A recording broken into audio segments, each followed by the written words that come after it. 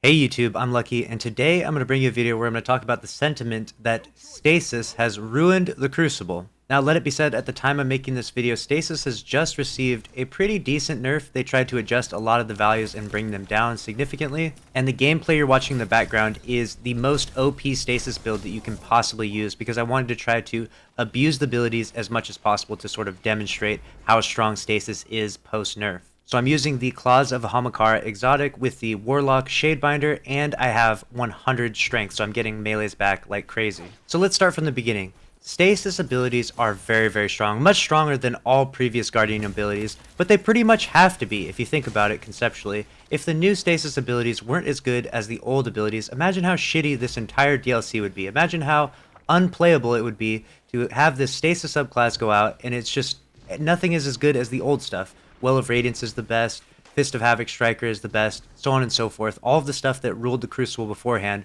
was still the best, and the Stasis stuff was just really average or below average. That result would feel so boring and so lackluster comparative to the result that we got. The result that we got was something that I actually predicted a while ago. When the Taken King came out, I don't know if y'all remember this, if you were around back then, but when the Taken King came out, there was a subclass that came with it called Hammers.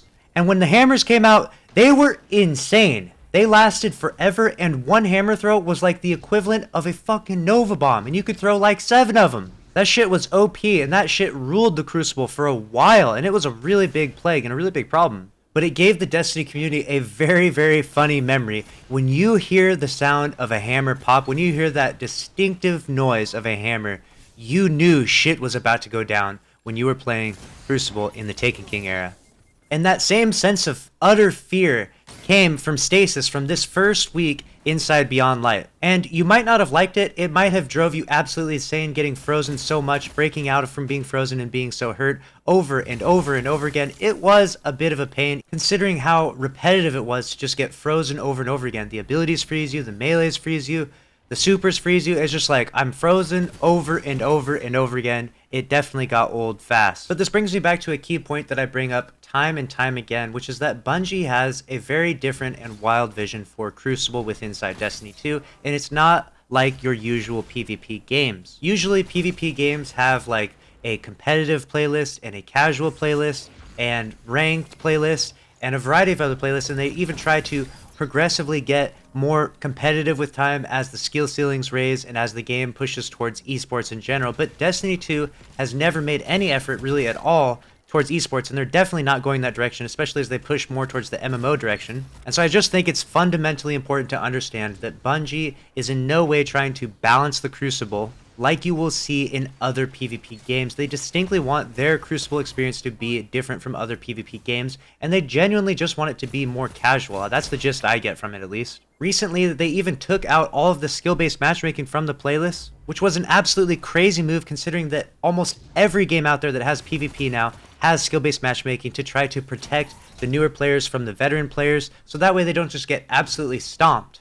But Bungie has taken a truly different route with their Crucible and with their PvP. And as with all things in life, at times it can feel like a fresh breath of air to go into Crucible, to go into PvP, and not have to absolutely sweat your balls off every single second of every single day because there is no skill-based matchmaking. But it's a double-edged sword because along with that comes the casual mechanics that are put into the game. Grenade launchers, shotguns, bullet magnetism, all kinds of crazy flinch, unpredictable recoil patterns, and countless other mechanics that are knowingly developed by Bungie and knowingly put into the Crucible to keep the skill ceiling relatively low within Destiny 2, because that's what they want the overall community to experience when they go into the Crucible. They want the Crucible to be a more fun, chill, zany, wild space magic type of place rather than a sweat fest of people trying to prove how great they are at the game. And honestly, the sooner you start to see Destiny 2 Crucible through that lens, the better it will be for you, because you'll start to understand that all this wild, crazy stuff is meant to just be fun, and it's fun to just embrace it and jump into it and be a part of it. With Stasis comes a variety of different playstyles and builds, a whole ton of craziness, and a whole lot of getting frozen, and that is the spirit of Crucible as Bungie sees it.